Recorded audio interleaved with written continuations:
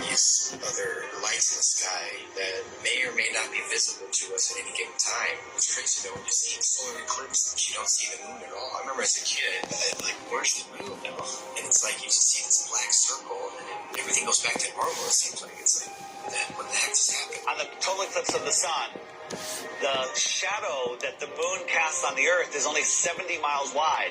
That is impossible. But then they come up with umbra and penumbra, and it's just stuff to confuse your mind. We have an infinitely far sun sending diagonal rays from the side and straight rays from the middle, and where they cross each other, it makes absolutely no sense. I went live a few years ago on YouTube during the 2018 eclipse in the United States. On a live event, and we were all waiting for the moon to actually show up to cause this elliptical, this eclipse, and all we found was no moon showed up.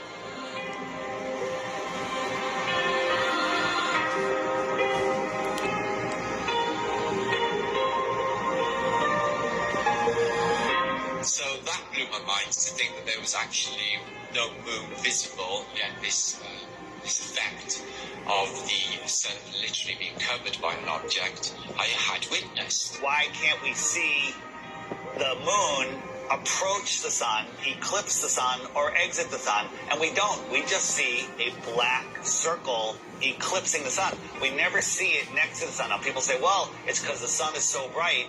When the moon is totally eclipsing the sun, you should be able to see the features on the moon. You should be able to with a regular camera, with your regular eyes, with an infrared camera, but it has never been seen. There's only been anti-flat earthers that will fake an image and fade it into a picture of the eclipse. There's no video of it. Think about what an amazing video would be if they could film it from the International Space Station or from the moon itself. Never happens because I don't believe that the moon that we see is what's eclipsing the sun. There's lots of ancient mythology about other dark bodies. There could be anomalous bodies out there. They're not actually visible to us. A celestial body that we perhaps can't see, because there's no on the spectrum of light.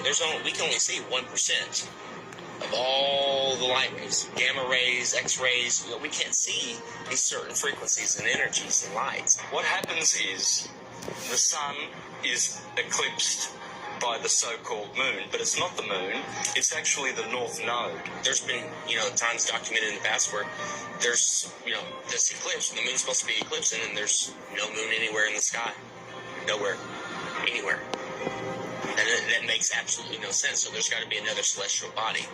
The oldest ancient symbols, and it's the black sun, a celestial body that we perhaps can't see.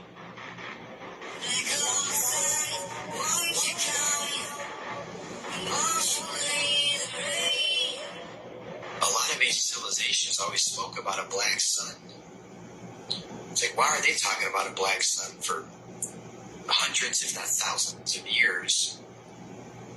And that information now is turned into, the black sun is an evil thing. It's like, well, yeah, of course, that's what they're selling it.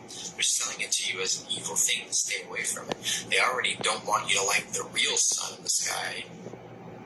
They push it so far away. They want you to not care about it.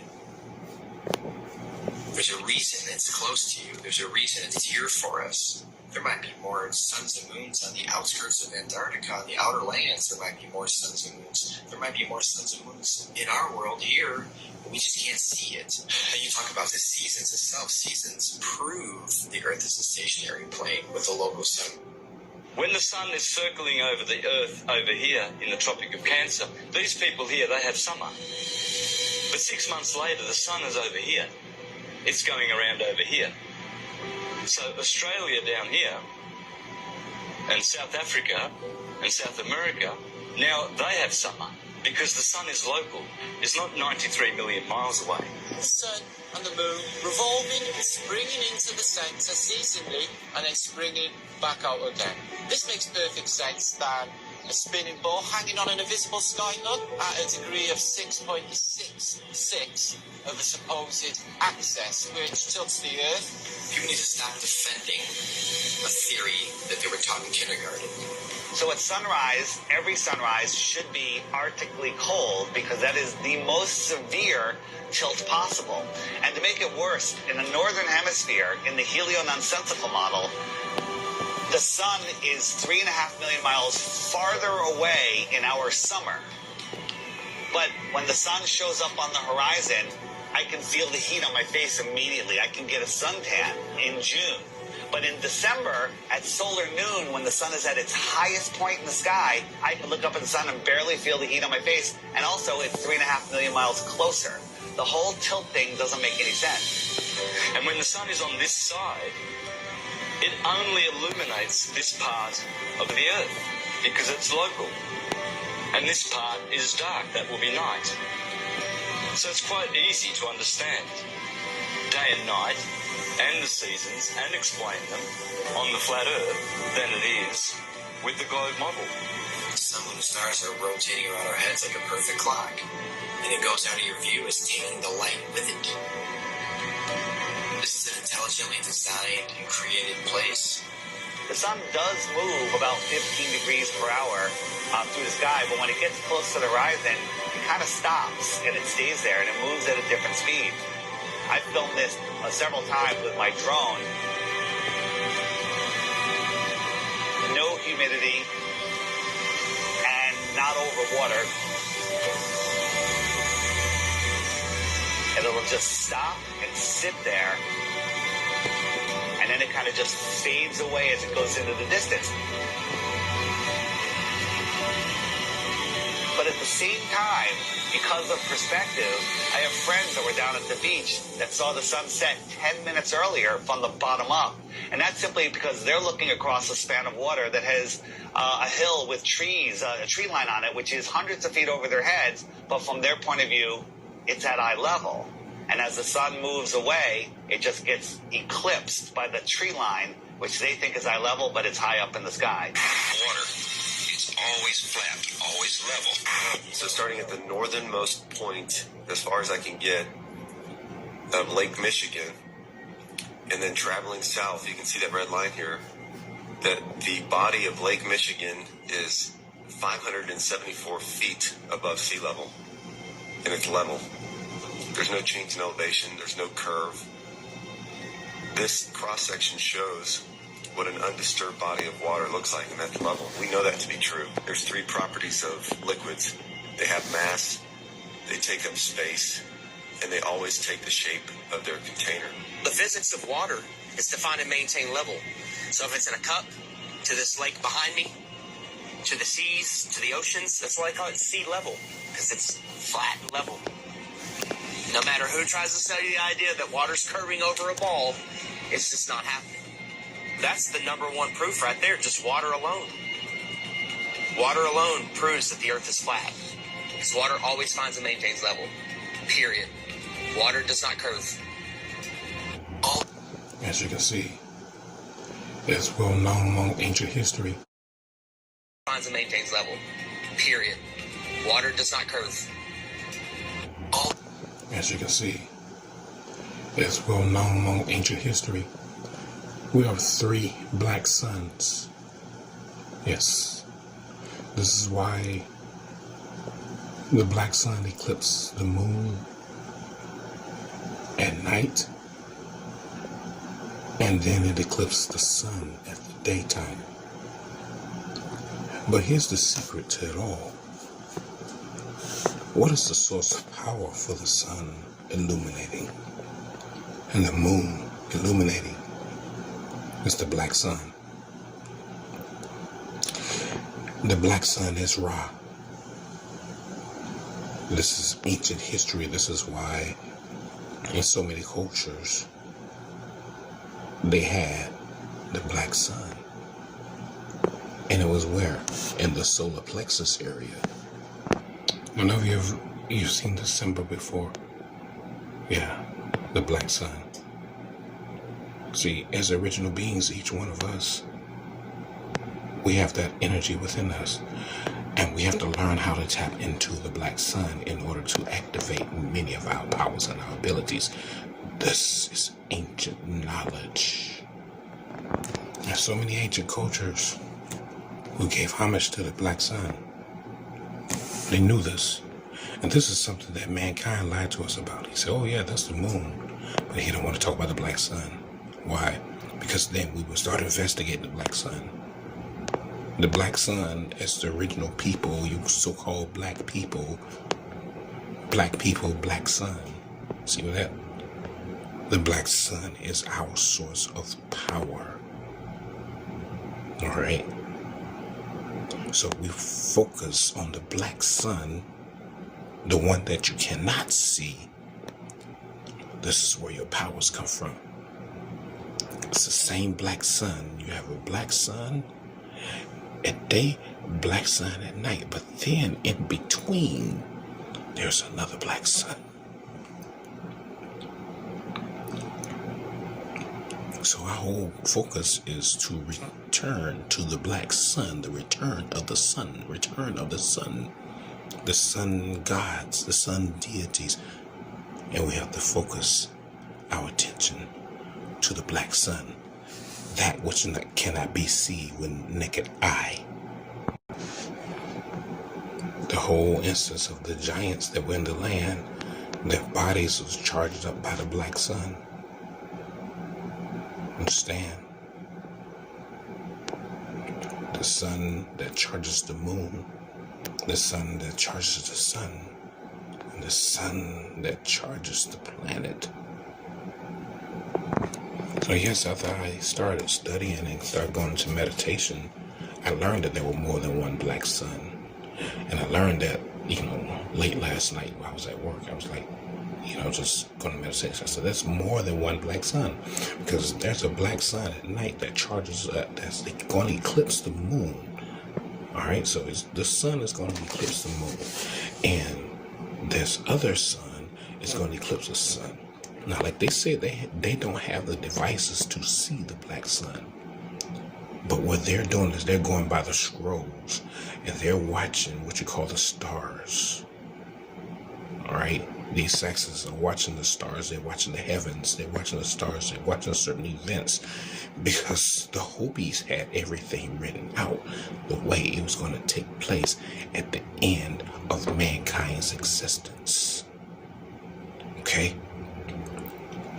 This is why they have all these warnings out.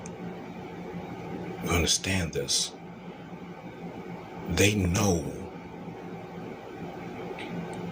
So you have a black sun here. This is the black sun that Hitler took. Hitler took the sun over here because basically he wanted to. He didn't have a soul. None of them have souls.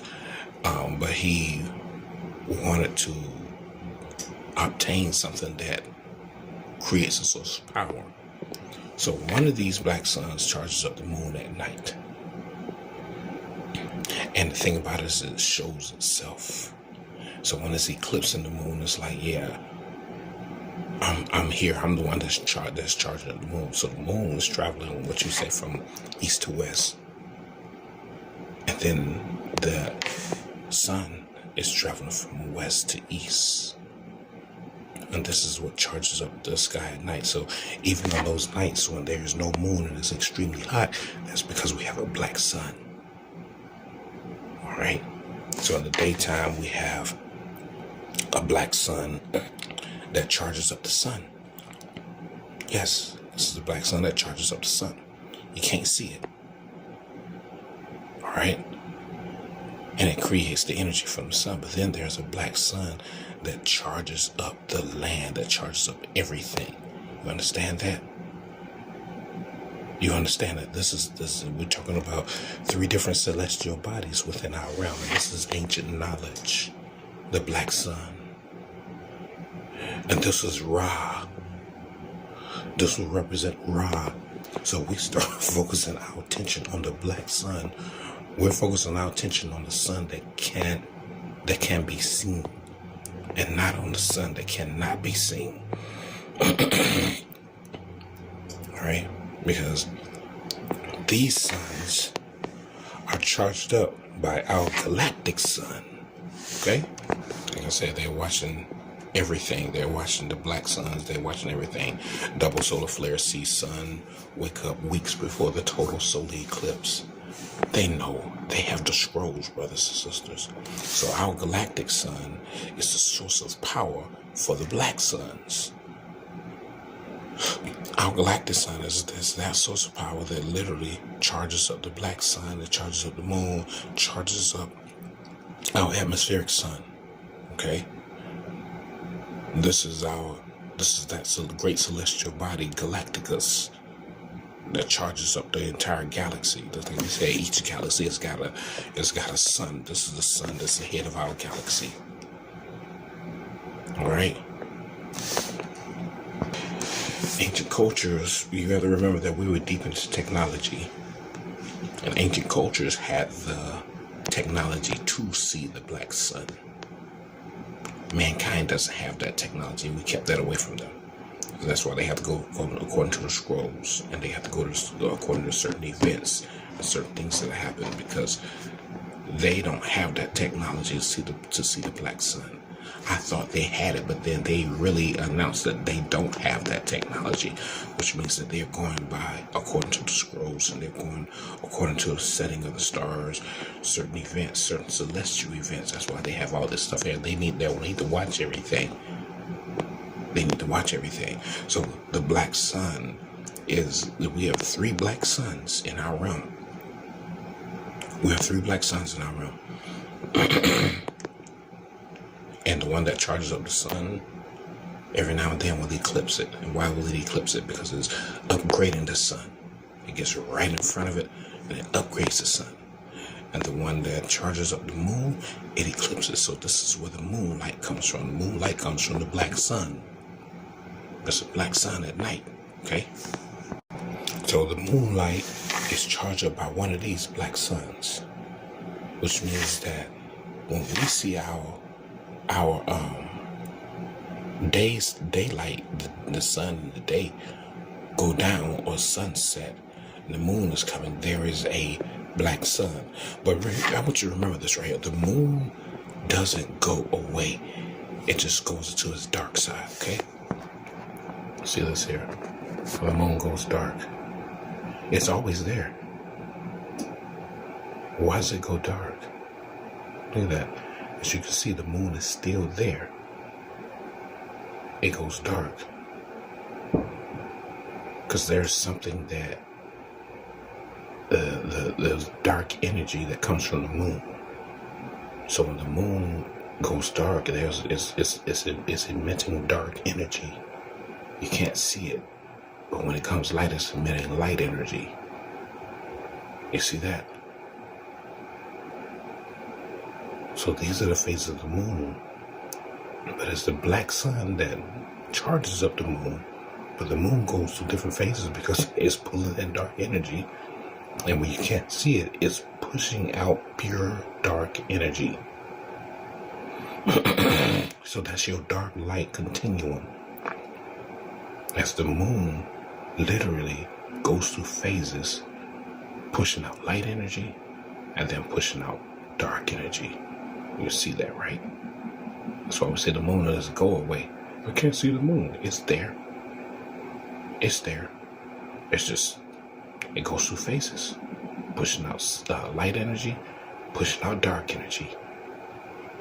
All right? Extremely important factors that we need to really look at. I just wanted to share it with you all about the black sun. Okay? Every so often, the black sun will eclipse, or which means get in front of. That's the only thing eclipse means, get in front of, or better yet, it engulfs the entire sun, it engulfs the entire moon, and it charges it up. We're coming into a new age, brothers and sisters. All right? I'll catch you guys later. Much power to you all.